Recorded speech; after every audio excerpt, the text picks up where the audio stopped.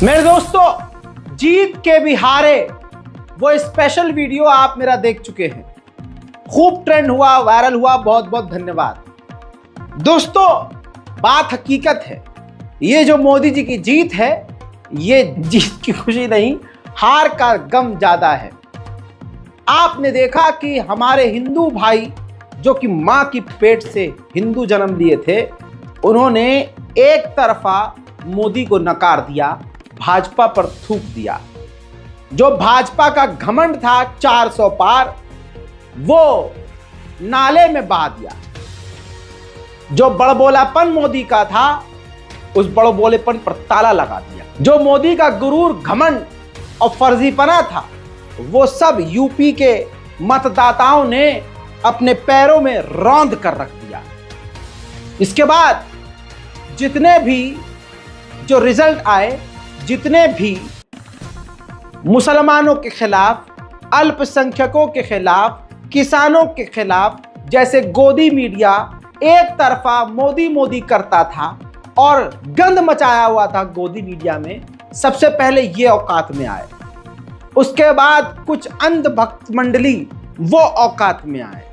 धीरे धीरे सबके लहजे बदलना शुरू हो गए, क्योंकि उनको पता है कि बीजेपी अब ताकतवर नहीं है। बीजेपी इस वक्त पूरी तरह से टूटी हुई है। भीख मांगकर, दूसरे का साथ लेकर जबरदस्ती ये सरकार बनेगी। साथ ही अखिलेश यादव को टोटी चोर कहने वाले लोग अब डरे सहमे हैं कि भाई साहब, इस पर इल्जाम ये लगाया था कि ये टोटी उखाड़ के ले गया, लेकिन ये अब हमारा क्या क्या उखाड़ेगा, ये बस यही जानता है। जिन जिन लोगों ने, नेताओं ने और भाजपा और खुद मोदी जी ने जुल्म और सितम और सरकार की एजेंसियों का गलत इस्तेमाल किया था, अब वो डरे हुए हैं कि राहुल गांधी और दूसरे के हाथ में अगर थोड़ा बहुत पावर चला गया, तो इन चीज़ों का इस्तेमाल जैसे हम कर रहे थे, वैसा इस्तेमाल अगर इन्होंने हमारे खिलाफ उन एजेंसियों का किया, तो हमारा तो 50 साल तक नामो निशान भी नहीं रहेगा। धीरे धीरे सबके लहजों में नरमी पैदा हुई और अब सब पटरी पर आना शुरू हुए। मैं इसको असल में कहूँगा औकात वापसी, यानी औकात में वापस आना सब शुरू हो गए। जैसे मैं आपको बता दूं कि सबसे ज़्यादा गालियां पड़ रही हैं भाजपा को कि भाई कहीं से भी हार जाते, अयोध्या से ना हारते। अयोध्या से हार गए। बड़े बड़े अंधभक्त बुरी तरह से पगलाए हुए हैं। देखिए अंधभक्त मंडली का एक वीडियो। पूरे भारत में अगर भाजपा हार जाती तो कोई बात नहीं, अयोध्या जीती तो पूरा भारत जय श्री राम कहता। पर आज जो अयोध्या पे उंगली उठ रही है ना, वो अयोध्या हारने की वजह से है। आज लग रहा है कि अयोध्या वासियों ने फिर से वो त्रेता लौटा दिया जब माँ सीता को वनवास कर दिया था। प्रभु श्री राम को 14 वर्ष का वनवास कर दिया था। कुछ भी हार जाते, अयोध्या नहीं हारते। माँ सीता को भी बीच में ले आए। कमाल है किस तरह से भाई इनका, ये खुद बोलते हैं, मतलब वो गाली है शायद, आर रोना, इनका रा रोना जो चल रहा है, ये उस रा रोने में मैया सीता को ले आए। ये अभी भी नहीं सुधरे, लेकिन इनका ये बौखलाहटपन, ये तड़प, ये जायज है, क्योंकि जिनका ये नाम ले रहे हैं, जिनको हारने का इनको दुख है, वो जीत के हारे भी इसीलिए क्योंकि उनके नेता सिर्फ नफरत की राजनीति कर रहे थे। सिर्फ नफरत, और नफरत का अंत यही होता है। और सुनो, अभी ये तो पहला झटका है, अगले चुनाव में सुपड़ा साफ हो जाएगा अगर इन्होंने अपने तेवर न बदले। हालांकि अभी अकड़ निकलने में समय लगेगा, क्योंकि रस्सी जल गई, बल नहीं गए हैं। अगले ने अपने आप को प्रधानमंत्री का फेस खुद ठोक दिया है कि मैं ही हूं प्रधानमंत्री, अगला भी प्रधानमंत्री मैं बनूंगा, ठोक दिया है। अब अंदर ही अंदर गृह कलेश चल रहा है, वो बात अलग है। उधर से अमित शाह को सड़क पर लाने वाले उनके ही अंधभक्त हैं। अब अमित शाह को खुला खुला गालियां बकी जा रही हैं, आईना अंधभक्त उनको दिखा रहे हैं और औकात में खुद भी वापस आ रहे हैं और उनको भी औकात दिखा रहे हैं। गृह मंत्री अमित शाह को छाती चौड़ी करके उनका ही एक भक्त अच्छे लेवल पर आकर जलील कर रहा है, गालियां बक रहा है। आंखें अब देशवासियों की खुल रही हैं। दोस्तों, अब हिंदू लोग खुद ही उनकी पोल खोल रहे हैं। मैंने कहा था ना एक वक्त कि देखना ये अपनों के भी नहीं होंगे। जरा सी हार पर ऐसे तिल मिलाए कि आपस में ही गाली गलौज शुरू हो गई। सुनिए इसको। ऐसा है, माननीय अमित शाह जी उर्फ गुजराती नकली चाणक्य अमित शाह, इतना अहंकार मत पालो हाँ कि अब तुम्हारी हालत खराब हो जाए। योगी जी को तुम बोल रहे हो, योगी जी सीट हरवाए हैं, योगी जी सीट हरवाए हैं अमित शाह। योगी नीरज शेखर सिंह योगी जी के मित्र थे कि तुम टिकट दिए थे? सलेमपुर से टिकट तुम दिए थे? ओम प्रकाश राजभर से गठबंधन करने के लिए योगी जी कहे थे? कौन कहा था? तो जब सब दलाली तुम किए, सब चाटुकारिता तुम निभाए, चोरी तुम किए, ठेका गुजरातियों को बनारस में तुम बांटे, ठेकेदार कितने बनारस में तुमको नहीं पता है? 100 करोड़ रुपया तुम खर्चा करवाए, पूरे ठेकेदारों को बनारस में बसा दिए, सारे गुजरातियों को बनारस में बसा दिए, बेचारे बनारस के व्यापारियों का तुम धंधा चौपट कर दिए, वहां से तुम कमाई करने लगे, अपने बेटे को क्रिकेट एसोसिएशन में घुसाकर वहां दलाली करने लगे।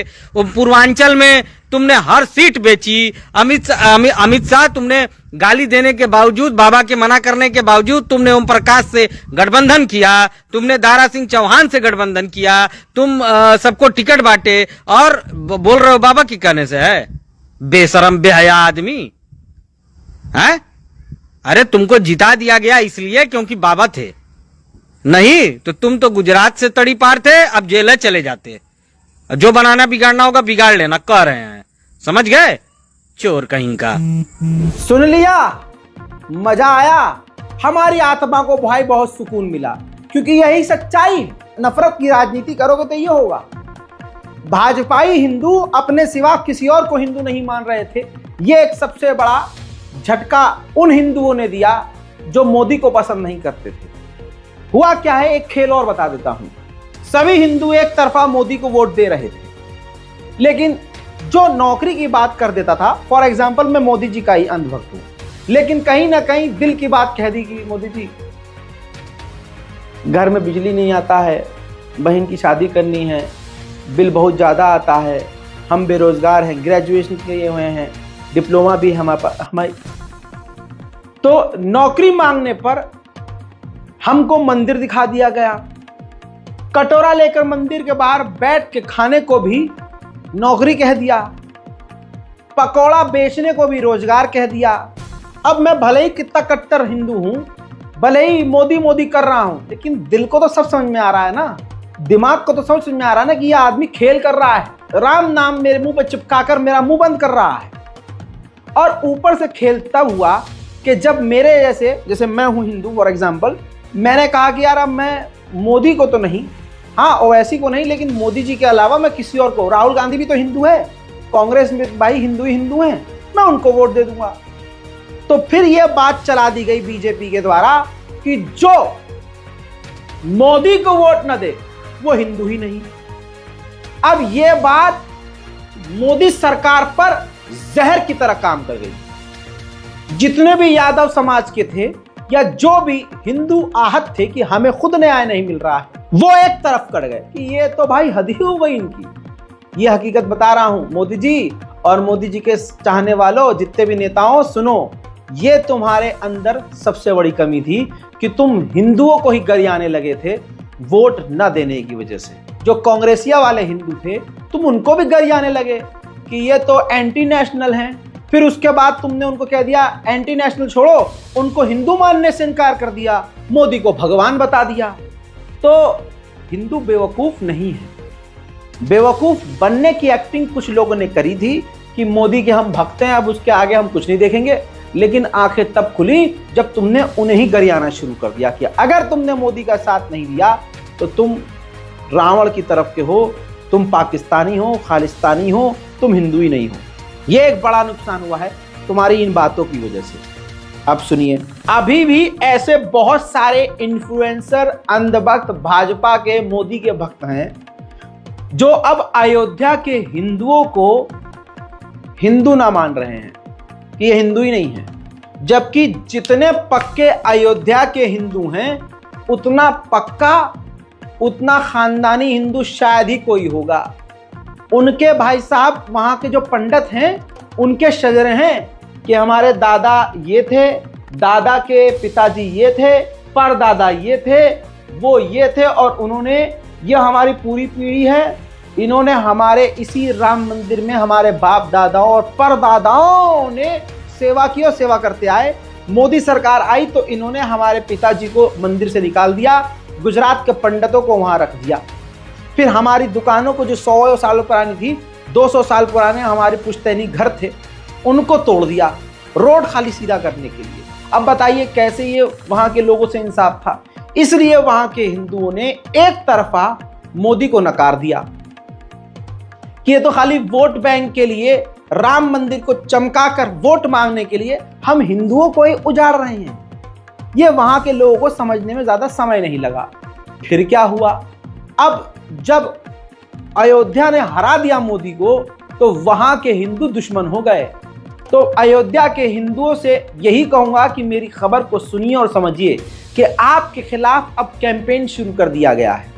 जी हां, अब जो इन्फ्लुएंसर हैं, अंधभक्त हैं, एक महिला है, आपकी स्क्रीन पर देखिए, ये उसका अकाउंट है, वेरीफाइड अकाउंट है, अपने आप को एक्टर पता नहीं क्या कह रही है, आप प्रोफाइल इसका पढ़ सकते हैं। प्रतीक्षा नैयर इसका नाम है, आर्टिस्ट लिख रही है, 93,200 इसके फॉलोअर। अब हिंदुओं का मामला है, मैं हिंदुओं की आवाज उठा रहा हूं और किसी की आवाज नहीं उठा रहा हूं, आप समझने की कोशिश कीजिए। ये सोशल मीडिया पर आकर कह रही है कि जो भी राम मंदिर जाए, अयोध्या जाए हिंदू, अयोध्या की दुकान से कोई सामान न ले, पूजा पाठ का भी उनसे कोई सामान न ले, वहां की लोकल मार्केट इस्तेमाल न करे, अपनी गाड़ी खुद लेकर जाए, ऑटो भी इस्तेमाल न करे, यानी वहां के हिंदुओं का, अयोध्या के हिंदुओं का बाइकॉट करे। सुनिए, अयोध्या में प्रभु श्री राम के दर्शन करने जरूर जाना,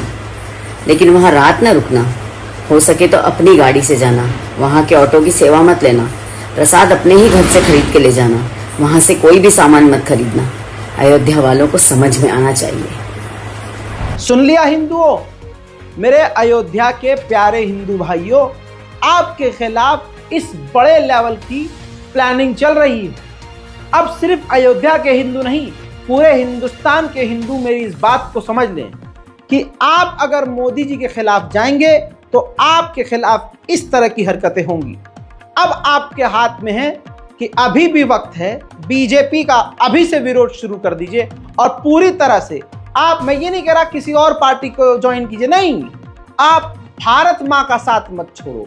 ये जो नकली राष्ट्रवादी हैं इनसे दूरी बनाओ, वरना ये तुम्हें हिंदू होने पर ही गरियाना शुरू कर देंगे, क्योंकि इनके नजर में परिभाषा हिंदू की यह है कि मुसलमानों से नफरत करते हो तो तुम हिंदू हो, ईसाइयों को मारोगे तो तुम हिंदू हो, मस्जिद पर चढ़कर तुम भगवा फहराओगे तो तुम हिंदू हो, मुसलमानों की मॉब लिंचिंग करोगे तो तुम हिंदू हो, नौकरी और रोजगार नहीं मांगोगे तो तुम हिंदू हो, मोदी पर सवाल नहीं करोगे तो तुम हिंदू हो, गू खाओगे तो तुम हिंदू हो, पेशाब पियोगे तो तुम हिंदू हो, विरोधियों को गाली बकोगे तो तुम हिंदू हो, मोदी के खिलाफ बोलने वाले लोगों की बहनों बेटियों के बलात्कार करने की धमकियां दोगे तो तुम हिंदू हो। इस परिभाषा को अब आपको बदलना होगा, ऐसे लोगों का साथ आज ही छोड़ना होगा। अब इसी तरह से मैं कोई भी बात अपने मन से नहीं कह रहा हूं, देश के हालात आपके सामने हैं। कन्हैया कुमार को थप्पड़ मारने वाला उग्रवादी, वो हिंदू टैग लगाकर हिंदुओं को बदनाम करने वाला वो दड़ियल, मां बहन की गालियां, तौबा तौबा भाई साहब, बीप लगानी पड़ेगी मुझे, इतनी गंदी गंदी गालियां खुलेआम सोशल मीडिया पर अयोध्या के हिंदुओं को बक रहा है। इसकी 7 पुश्तें भी इतनी पक्की हिंदू नहीं होंगी जितने पक्के हिंदू हमारे अयोध्या के हैं।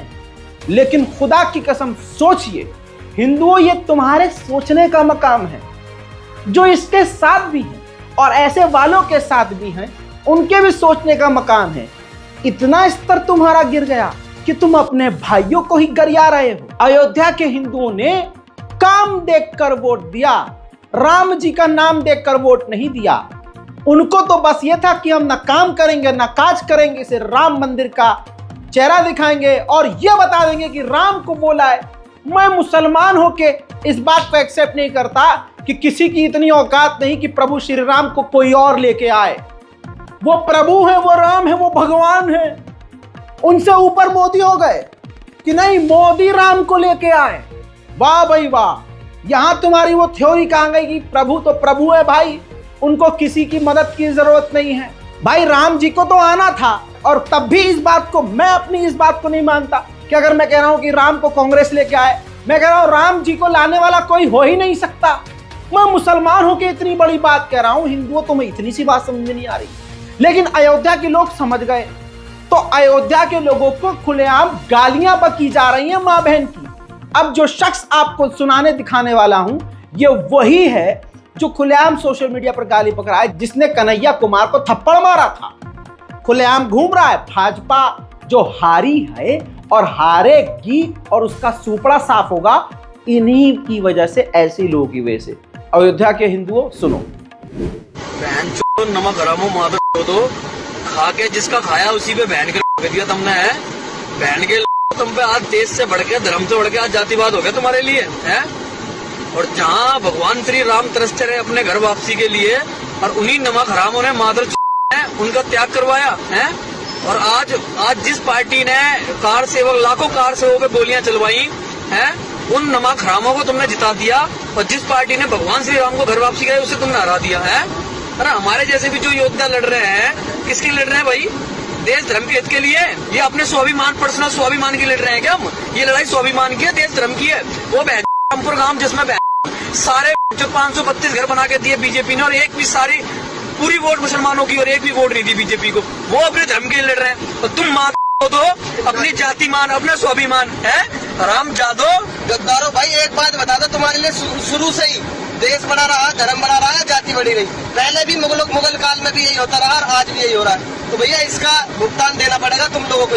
उत्तर प्रदेश से उम्मीद नहीं थी गद्दारों से। जेल काट रहे हैं, हम सजा भुगत रहे हैं, हम पे मुकदमे खा रहे हैं। किसके लिए खा रहे हैं भाई? अपने स्वाभिमान के लिए। अरे देश धर्म के लिए, राष्ट्रीय हित के लिए है। वो अकेला आदमी जिसने पूरी जिंदगी अपनी धर्म के लिए, राष्ट्रीय हित के लिए दी है। अरे क्या मिल गया तुमने? अब ये मामला हिंदू मुसलमान नहीं रहा, ये गालियां हिंदुओं को पड़ी जा रही हैं। और इसलिए पड़ रही हैं क्योंकि एक समाज, एक झुंड, एक एरिया के लोग सामने से मोदी का काम और बीजेपी का अन्याय देखकर पक और थक चुके थे। उनको गाली बकी जा रही है, या यूं कहूं मोदी सरकार बकवा रही है। आप समझ रहे हो? चलिए, अब तो जो जहर उगल रहे हैं, आज से फिर वार्निंग है उनके लिए। जो आप बो रहे हो आज, कल आपको खुद ही काटना पड़ेगा। किसान आंदोलन में इसी मोदी सरकार ने किसानों को खालिस्तानी कहा, और जो किसान थे वो जमीन पर बैठे थे, और उन्हीं के बेटे और बेटियां फौज और सीआरपीएफ, सीआईएसएफ में तैनात, उन्हीं अपने माँ बाप किसानों के खिलाफ वहां तैनात थे, किसानों को रोकने के लिए। किसान और जवान को टकराने वाला, भिड़वाने वाला कोई और नहीं, ये मोदी का चेहरा था और मोदी सरकार थी। सबको पता है, कोई बात अपने पेट से नहीं बोल रहा हूं। बहुत बढ़िया, समझदार हैं आप। इसके बाद क्या हुआ? उस टाइम मोदी और मोदी सरकार ने क्या बोया? किसानों को आतंकवादी, खालिस्तानी करार दे दिया, सीधा सीधा। यह तक कहा गया कि 100-100 रुपया लेकर वहां की महिलाएं बैठी हैं, बिरयानी के लिए बैठी हैं, खाने पीने, वो पिकनिक पे बैठी हैं। ऐसी ही एक सीआरपीएफ की जवान, फौजी की एक जो जवान है, महिला जवान, उसकी मां उसी किसान आंदोलन में बैठी थी।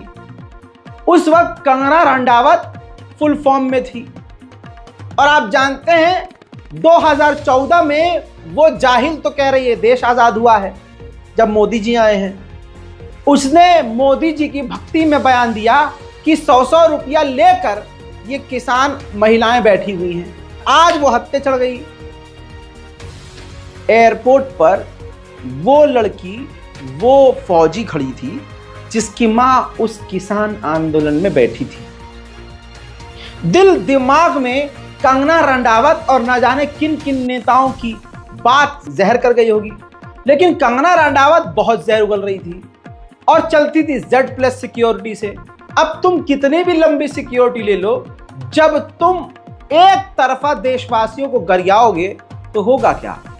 उस लड़की ने, फौजी लड़की ने, किसान आंदोलन में जो उसकी मां बैठी थी, उसने जब कंगना रंडावत को एयरपोर्ट पर देखा, वो खुद चेक इन के लिए खड़ी थी, वो उसकी ड्यूटी वहीं पर थी, वहीं सर्विस कर रही थी। कंगना रनावत जब इसके पास आई तो इसने जवाक कर गाल पर 5 की 5 उंगलियां छाप दी। भाई साहब, दिन में तारे नजर आ गए कंगना रनावत को। अब्बा डब्बा चब्बा करने लगी। पूछा कि मुझे क्यों मारा, तो सामने से जवाब मिला कि मेरी माँ उस किसान आंदोलन में बैठी थी, तूने बोला था कि ये 100-100 रुपया लेके बैठी हैं। अब सवाल ये है कि भाई वो थप्पड़ वाला वीडियो है, तो मुझे बड़ा अफसोस है कि वो वीडियो तो नहीं है, वो खूबसूरत मंजर रिकॉर्ड नहीं हो पाया, लेकिन उस महिला जवान ने सामने आकर कहा जो भी, यही कि मेरी माँ बैठी थी और 100 रुपया, क्या ये लेके बैठती 100 रुपया? सुनिए। मेरी माँ बैठी थी उस टाइम जब इसने बयान दिया था।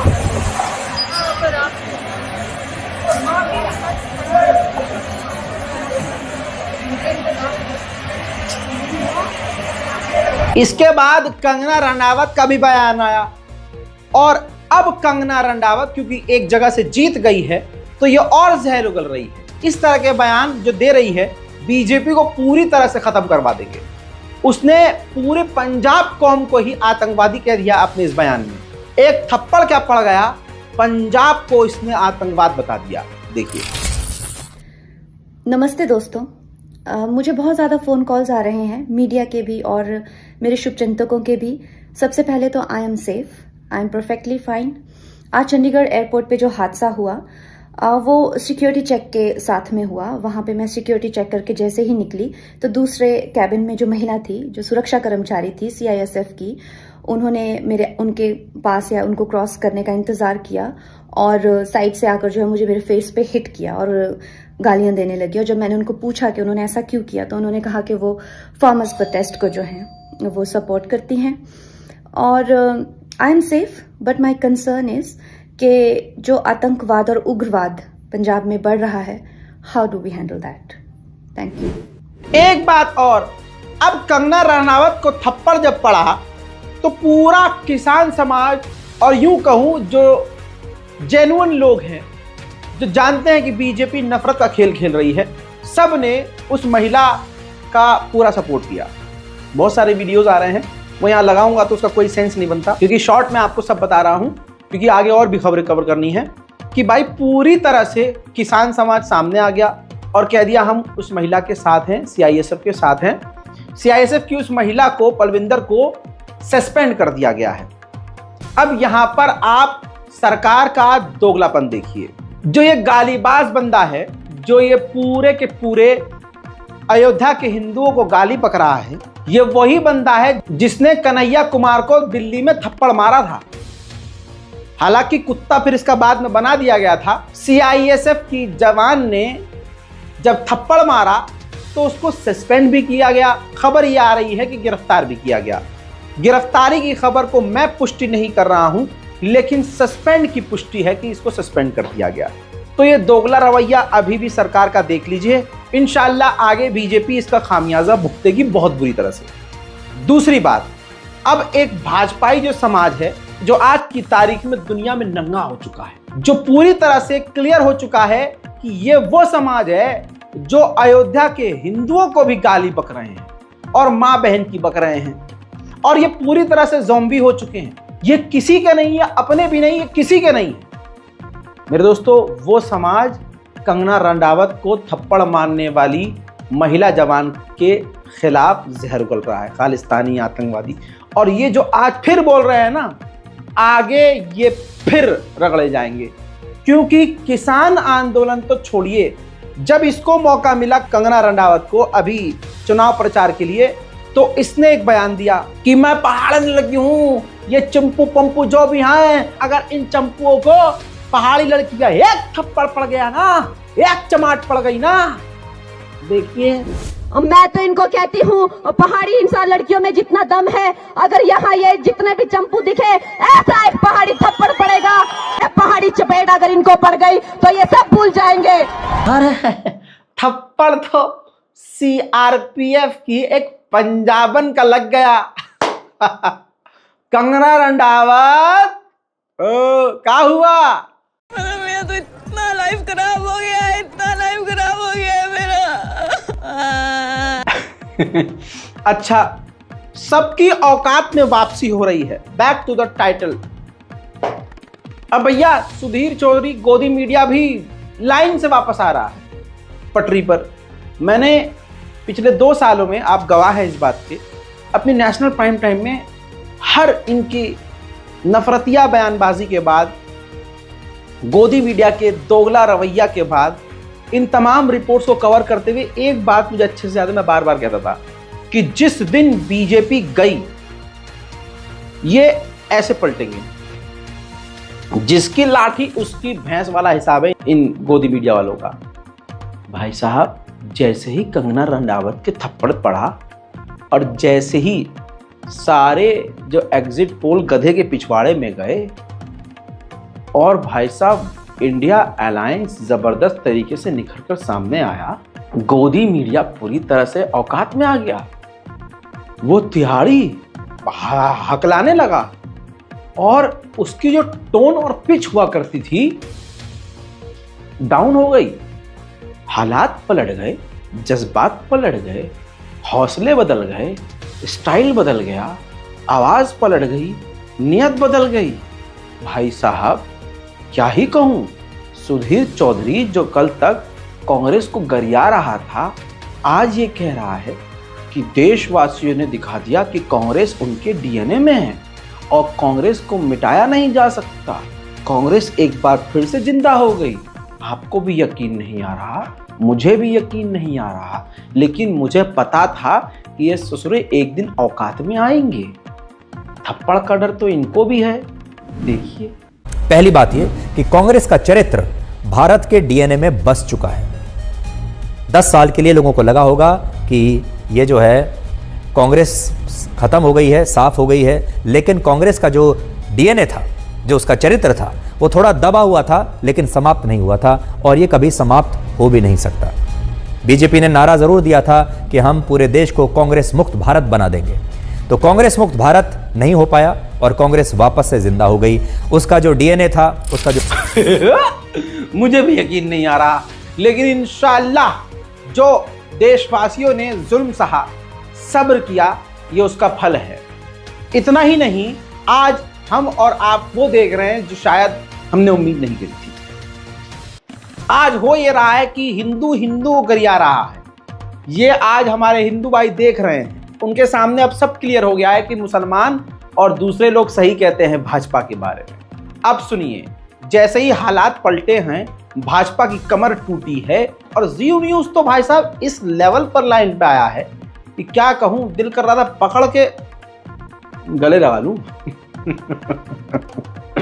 मेरे दोस्तों, जी न्यूज कोई भी न्यूज चैनल होता है, हम यूट्यूबर्स भी होते हैं जो थोड़ा सिंसियर होते हैं, वो कभी डायरेक्ट किसी यूट्यूबर का नाम लेके उसको हिट नहीं करते। ऐसे ही ये एक काम करने का तरीका होता है मीडिया संस्थानों का कि किसी भी चैनल का नाम नहीं लेते अपने चैनल पर।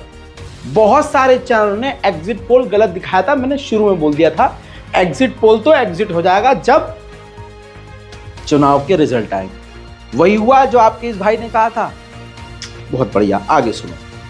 जब ये सारा चीजें पलट गया, सारा खेल पलट गया, जी न्यूज ने अपने चैनल पर ऑन एयर देश के 4-5 चैनलों का नाम लेके रजत शर्मा, इंडिया टीवी और न जाने कितने सारे न्यूज 18 के एंकर और उनके बीजेपी से किस तरह से ताल्लुकात हैं, वो पूरे खोलते हुए उन चैनलों से नाम लेकर सवाल किया कि क्या आपने इस दबाव में मोदी के कहने पर या अमित शाह के कहने पर फर्जी एग्जिट पोल चलाया था?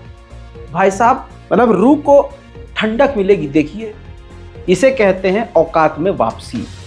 देखिए, बिल्कुल प्रत्युष सर, इससे जुड़े हुए सवाल करिए। पहला सवाल, स्टॉक मार्केट के बड़े निवेशकों के कहने पर आपने एग्जिट पोल दिखाया क्या? लाखों लोगों के घरों में चूल्हा नहीं जलेगा तो फिर जिम्मेदार कौन होगा? जब आपने जी न्यूज छोड़कर इंडिया टीवी शुरू किया था तो उस वक्त गुजरात के मुख्यमंत्री रहे नरेंद्र मोदी ने आपको पैसा दिलाया, इसलिए आपने ऐसा एग्जिट पोल दिखाया? ऐसा सुना गया है कि कुछ साल पहले प्रधानमंत्री आपसे नाराज हो गए थे, तो स्वर्गीय अरुण जेटली के कहने पर मुंबई के एक बिजनेसमैन ने आपकी पीएम मोदी से सुलह कराई थी। ये सवाल है कई न्यूज चैनल और उनके मालिकों से, और ये सवाल हम इंडिया टीवी के मालिक रजत शर्मा से पूछ रहे हैं। और क्या आपने अपने पति, ये हम न्यूज 24 के अनुराधा प्रसाद से सवाल पूछ रहे हैं। जो पहले सवाल थे तो इंडिया टीवी से हमने पूछे थे, और अब ये न्यूज 24 से कि क्या आपने अपने पति राजीव शुक्ला के कहने पर ये एग्जिट पोल चलाया? राजीव शुक्ला बीसीसीआई के उपाध्यक्ष है और गृह मंत्री अमित शाह के बेटे जय शाह सचिव है। क्या बीसीसीआई वाली दोस्ती के दबाव की वजह से गलत एग्जिट पोल दिखाया गया? अब ये देखिए, अब आगे अगला सवाल है एबीपी न्यूज से। कुछ दिन पहले आपके संस्थान में एक संपादक को रखवाया गया जिन्हें आपने निकाल दिया था, क्या उनकी सलाह पर एग्जिट पोल चलाया?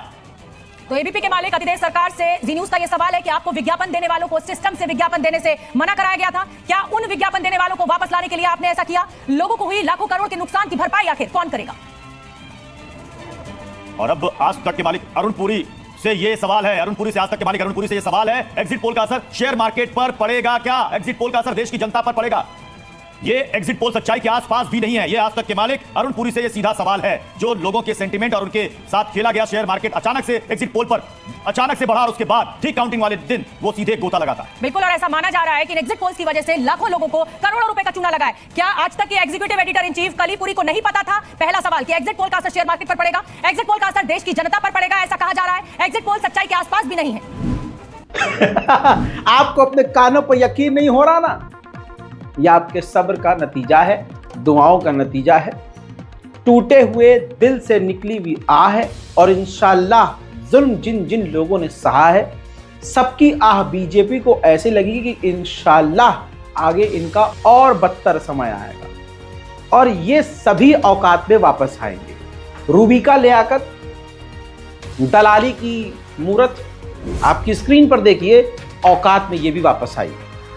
अखिलेश यादव की कई तस्वीरों को शेयर करते हुए उनके गुणगान करते हुए लिख रही है कि चुनाव होने के बाद सबसे दिलचस्प होता है नेताओं की बॉडी लैंग्वेज को पढ़ना और समझना, और इस मामले में अखिलेश यादव बाजी मार गए। उत्तर प्रदेश में कल्पना से परे उलटफेर कर दिया, अपने बूते पर 37 सीट हासिल की, लेकिन विनम्रता नहीं छोड़ी। भारत में कहावत है, फलदार वृक्ष हमेशा झुके रहते हैं। अरे मोदी जी का साथ ही छोड़ दिया इसने, ससुरी ने तो।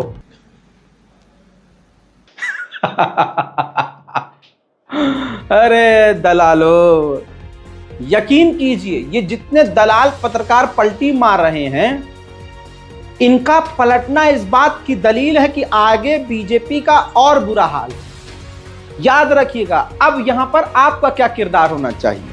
आपको अभी भी गोदी मीडिया पर भरोसा बिल्कुल नहीं करना।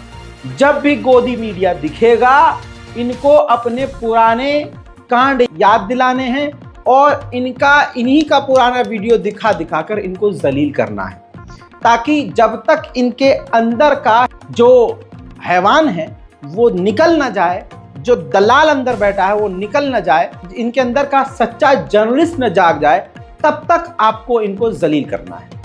इनकी कोई वैल्यू नहीं है, इनकी कोई औकात नहीं है भाई। ये कल फिर बीजेपी हो जाएंगे। जिसकी लाठी उसकी भैंस। गोदी मीडिया इतनी जल्दी औकात में नहीं आएगा। जितना इन्होंने हमें सताया है उतना ही हमें बदला लेना है। चित्रा अभी भी आज तक की बैठकर बीजेपी को बचा रही है, अपना गंध समेटने की कोशिश कर रही है और बचाव कर रही है बीजेपी का। कैसे?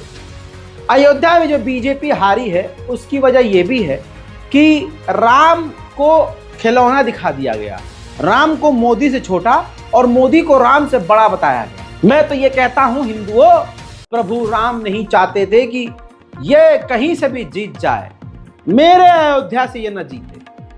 ये भी एक सच्चाई है। अगर आप राम भक्त हैं तो इस बात को थोड़ा समझ के देखिए कि राम जी नहीं चाहते थे कि मेरी नगरी से ये मोदी जीते, तभी ये हारे हैं, वरना कभी हारते नहीं। क्योंकि प्रभु श्री राम की कृपा तो स्पेशल मोदी जी पे है। मोदी जी तो इंसान ही नहीं है, वो तो अवतार हैं, वो ये मान रहे थे। जब आदमी अपने आप को भगवान या खुदा मानने लगे तो उसका हाल बदतर होता है।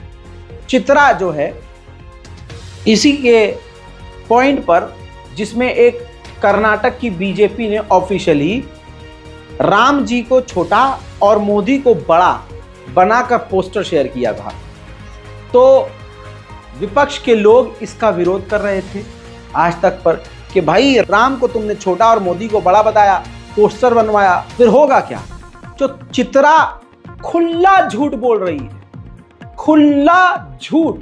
पता नहीं मोदी से इसका क्या ताल्लुक है कि इसने खुला खुला कहा कि नहीं, क्या गारंटी है कि ये बीजेपी ने बनाया हो ये वाला पोस्टर, हो सकता है ये विपक्ष ने या किसी और ने बनाया हो। पहले उसकी ये फालतू की बहस सुनिए। चलिए एक काम कीजिए, बहस छोड़िए, मेरे एडिटर थोड़े एक्सपर्ट हैं। एडिटर आपको एक तरफ चित्रा का वो वीडियो जिसमें वो बहस कर रही है कि नहीं बीजेपी ने कोई पोस्टर रिलीज नहीं किया, और दूसरी तरफ उसी वक्त साइड में मैं आपको बीजेपी कर्नाटक का वो पोस्टर दिखा देता हूं जिसमें राम को छोटा और मोदी जी को बड़ा दिखाया गया है। और चित्रा बहस कर रही है कि नहीं किसी भी बीजेपी के पार्टी ने ऐसा पोस्टर रिलीज नहीं किया।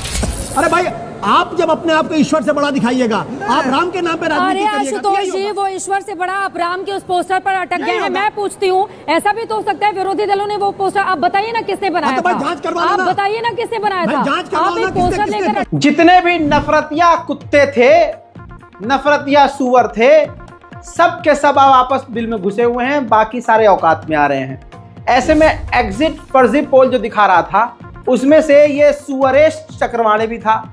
ध्यान से देखिए, इसने इंडिया अलायंस को तो भाई साहब बता दिया था कि 373 माइनस, आप समझ रहे हो, और कांग्रेस की सिर्फ 29 और 35 आएगी, और अदर का तो देख ही रहे हैं आप। मतलब अपने मन में जो आया वही लिख दिया सुअरेश ने। अब रिजल्ट के बाद कहा जा रहा है कि सुअरेश की काफी ज्यादा तबीयत खराब है। भाई साहब बहुत तगड़ा बुखार है, सर पर कंबल डाले घर में पड़े हुए हैं, काफी इनके फैन परेशान हैं, गुस्से में ना बिस्किट खा रहे हैं ना कुछ खा रहे हैं।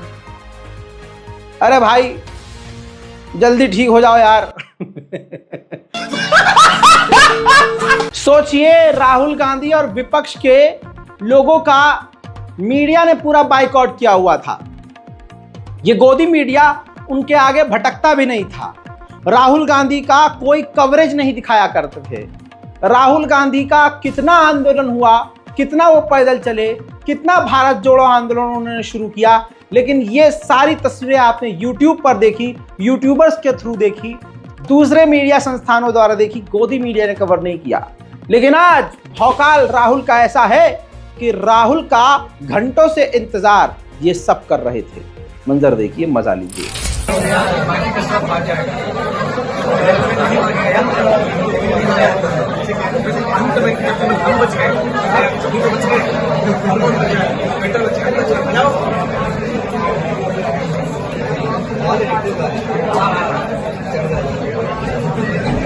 यहां पर एक बात और, मुसलमानों ज्यादा खुश होने की जरूरत नहीं है। जो पार्टियां हारी हैं बड़ी आसानी से मोदी स्टाइल में हार का ठीकरा उनके मुंह पर फोड़ने को तैयार है। बहुजन समाज पार्टी का खास अंग मुस्लिम समाज, जो पिछले कई चुनावों में वह इस चुनाव में भी बीएसपी को ठीक से समझ नहीं पा रहा है। आगे इनको काफी सोच समझ के चुनाव में पार्टी के द्वारा मौका दिया जाएगा। मायावती आप समझ रहे हो, कह रही हैं कि पिछले चुनाव में भी मुसलमानों को हमने टिकट दिया, इस चुनाव में भी हमने मुसलमानों को टिकट दिया, लेकिन मुसलमान हमको ठीक से नहीं समझ पा रहे हैं, लिहाजा अगली बार मुसलमानों को सोच समझकर टिकट दिया जाएगा। हार का ठीकरा मुसलमान को छोड़ दिया। Last but not the least, आखिर में आपको इस्लामोफोबिक एक भरम फोड़ के दिखाता हूं। मुसलमान कुछ करे तो भाई साहब बहुत बड़ी हाइप क्रिएट हो जाती है। लखनऊ के बहुत पॉश इलाके इंदिरा नगर वैशाली पार्क में हिंदुओं का, युवाओं का एक ग्रुप बैठकर पार्क में बैठकर बम बना रहा था। नहीं पता ये बम कौन बनवा रहा था, ये बात तो योगी जी से पूछनी चाहिए, वहाँ के प्रशासन से पूछनी चाहिए कि भाई पड़ताल निकालो कि इनका क्या मकसद था, इलेक्शन वाले दिन क्या करना था, इलेक्शन के बाद क्या करना था, अयोध्या के हिंदुओं से मतलब बदला लेना था, क्या करना, क्या मकसद क्या था उस बम का, ये एक पूछताछ का विषय है। सीसीटीवी फुटेज दिखा रहा हूँ। ये जो लौंडा आपको भागता हुआ दिख रहा है, जब पार्क में धमाका हो गया बम बनाते हुए तो उसका एक साथी पार्क से फरार हो गया। दिव्यांशु द्विवेदी बुरी तरह से घायल हुआ है। मैं उसका वीडियो आपको दिखा नहीं सकता, बिल्कुल नहीं दिखा सकता माजरत के साथ। ये बस सीसीटीवी बार बार आपको लूप में चला रहा हूं और आपको बता दूं कि दिखा इसलिए नहीं सकता हूं कि दिव्यांशु का जो पैर है, बीच में से जो पैर का पंजा है खुल गया है, अलग हो गया है, आंख पूरी तरह से बेकार हो गई है और पुलिस उसे अस्पताल ले गई है, इलाज करवाया जा रहा है। इसके बाद पूछताछ की जाएगी। मोबाइल जब्त किया गया है, लेकिन लखनऊ पुलिस ने अभी और भी कोई इस पर टिप्पणी नहीं की है।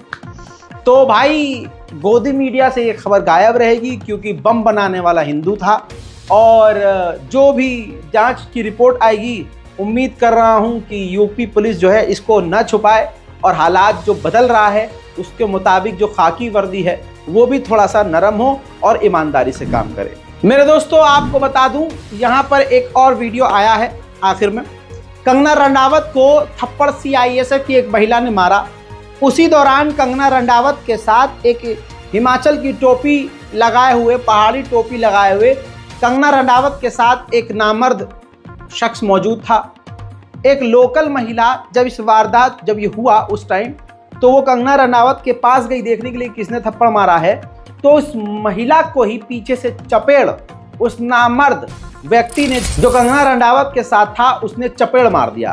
तो जिस तरह से कंगना रनावत को थप्पड़ पड़ा और सीआईएसएफ के जवान को, महिला जवान को सस्पेंड किया गया, कार्रवाई की गई, वैसी ही कार्रवाई, गिरफ्तारी इस व्यक्ति की भी करनी चाहिए। लेकिन आप जानते हैं दोगला माहौल है, क्या ही कह सकते हैं। सब्र करेंगे और आगे तस्वीर जो आज बदल रही है, फिर इसका रिजल्ट इनको आगे मिलेगा। इस रिपोर्ट को जमकर शेयर कीजिए, दुआओं में याद रखिए, ज़्यादा से ज़्यादा इस वीडियो को शेयर कीजिए। अपने इंस्टाग्राम पर, सोशल मीडिया पर, फेसबुक पर लिंक शेयर कीजिए, डाउनलोड करके पोस्ट कीजिए, कुछ भी कीजिए, बस करते रहिए। जय हिंद।